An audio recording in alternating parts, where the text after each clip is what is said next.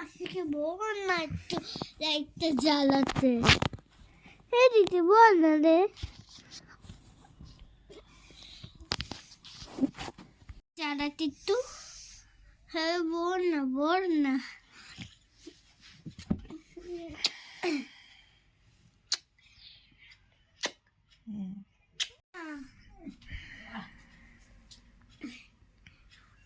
ওই দেখলে আমাদের মাসি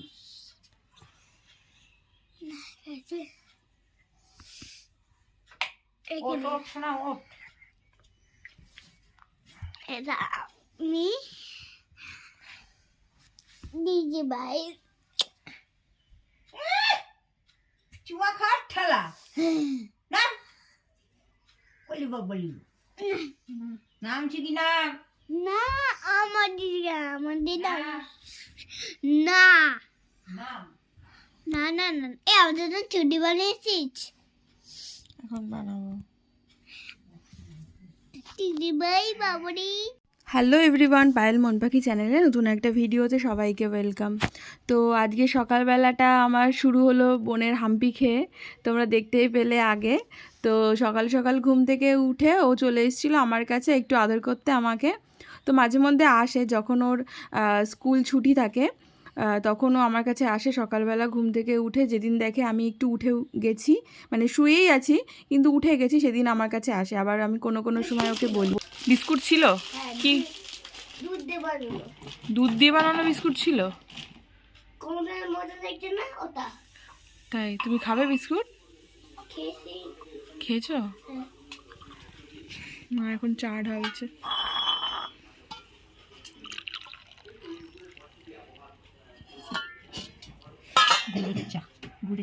আমরা কিন্তু এখন আর চিনি দিয়ে চা খাই না, আমরা এখন গুড় দিয়ে চা খাই। তো কোনো সময় ওকে যখন বলি যে আমার কাছে আয় একটু, তো তখন বিছানার মধ্যে চলে আসে, এসে ওরকম করতে থাকে আমার সাথে। তো অনেক আদর ঠাদর করে তারপরে ওর মা যখন ডাকে পড়াশোনার জন্য তখন আবার চলে যায়। তো এটাই হচ্ছে আজকে আমার মর্নিংটা বেশ ভালোই যাবে। সকালবেলা ঘুম থেকে উঠে বোনের আদর খেলাম। তা বোন তো অনেক আদরের, যাই হোক ও তো সবার ছোট, মানে ও হচ্ছে আমাদের বাড়ির সবারই ছোট। তো যাই হোক খুব আদরের মানুষ। আর আমাদের বাড়িতে কিন্তু সব সময় বাচ্চা কাচ্চা থাকে, আর আমার খুব ভালো লাগে, আমি খুব ভালোবাসি ওদেরকে, মানে সব সময় ওদের সঙ্গে খেলতে মজা করতে ভীষণই ভালো লাগে। তো ওদের সঙ্গে থাকতেই বেশি ভালোবাসি, বেশি টাইমটা স্পেন্ড করি। তো যাই হোক দেখো, সকালবেলায় ঘুম থেকে উঠলাম, উঠে বোনের আদর খেলাম, তারপরে চা বিস্কিট খেতে বসলাম মায়ের সাথে, চা করে নিয়ে এসেছিলাম, চা খেলাম।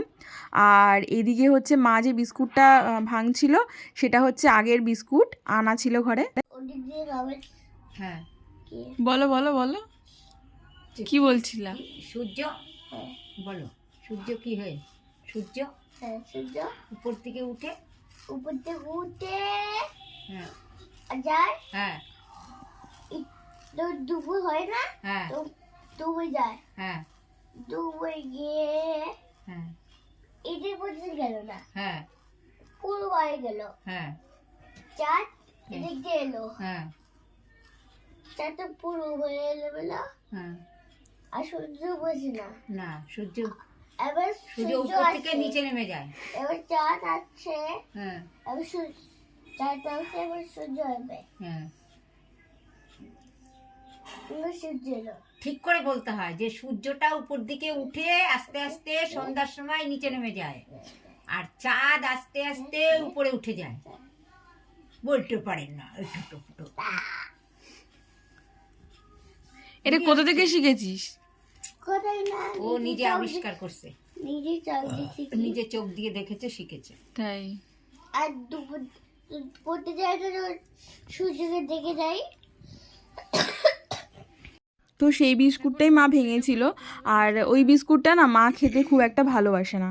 ওই বিস্কুটটা আমি খাই, আমি একটু কমা দামের বিস্কুটটাই খাই, আর মা হচ্ছে একটু টোস্ট বা অন্য রকম বিস্কুটগুলো খেতে বেশি ভালোবাসে। তারপর চা বিস্কুট খেয়ে তারপরে আমি হচ্ছে বিছনাটা গুছিয়ে ফেললাম, কারণ অনেকক্ষণ ধরে বিছনাটা পড়ে রয়েছে, তো কেমন লাগে, তো তাড়াতাড়ি করে গুছিয়ে নিলাম বিছনাটা। আর আগের দিন রাত্রেবেলা আমি একটু পায়ে আলতা পরেছিলাম, হঠাৎ মনে হয়েছিল যে আলতা পরতে, তো ওই জন্য একটু আলতা পরেছিলাম। তো যাই হোক, আর আমাদের এখান থেকে কিন্তু বসন্ত উৎসবে বেরোবে, তো সেটাও একটু ঠিকঠাক হয়েছে যে যাব আমি, তো ওই জন্য একটু পরে নিয়েছিলাম, যে ভাবলাম যে বসন্ত উৎসবে যাব, তো একটু আলতা পরিনি হয়তো ভালো লাগবে। আর অনেক দিন হয়ে গেছে আলতা পরি না পায়ে, কেমন না জানি, একটা তো আলতা পরলে না বেশ ভালোই লাগে, আমার খুব ভাল লাগে। তো আমি ওই জন্য আলতাটা পরে নিয়েছি। আর এইদিকে দেখো বিছনা গুছিয়ে নিলাম তাড়াতাড়ি করে, তারপর স্নান করব। তারপর আমাদের এখানে যে আশ্রম আছে, আমার মা যেই ঠাকুরের আর কি দীক্ষিত, সেই আশ্রমে যেতে হবে, তো সেখানেও যাওয়ার আছে। আর এদিকে মা তো সকালবেলায় ঘুম থেকে উঠে বাসি কাজ করে ঘর দুয়ার মুছে ঠাকুরের পুজো টুজো দিয়ে তারপরে মা তাড়াতাড়ি করে বেরিয়ে যাবে, আর আমি একটু লেট করে যাব। আর এখন তো যেহেতু রং খেলা, সামনেই দোল আসছে, তো সামনেই যেহেতু দোল আসছে সেহেতু আমাদের আশ্রমে বিশাল বড় একটা অনুষ্ঠান হয়।